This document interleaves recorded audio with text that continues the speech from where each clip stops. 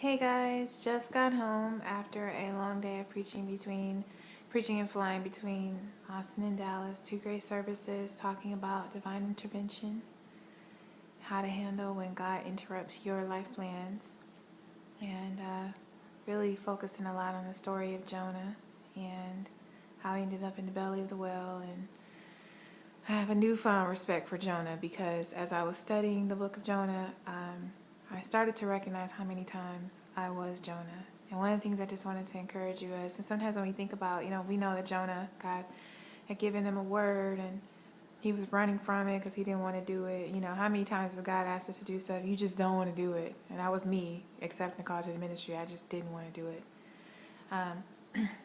But so whenever I thought about the great fish, I always thought of that as punishment. That's what you get. But it wasn't punishment. It was the grace of God. Because without the fish, Jonah would have died. And God used the fish to give Jonah a second chance. So I just want to encourage you. You may not do everything right. And, maybe you don't understand everything. Or maybe you've made bad decisions in your life. Or, maybe you find yourself in the belly of the whale.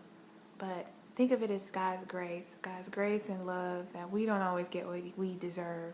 We get His love. He gives us a chance to cry out to Him from wherever we are and watch Him rescue us and intervene in our lives and take us to levels and places and things that we can never even dream of. He's a God that can do exceedingly abundantly above all that we can ask or think.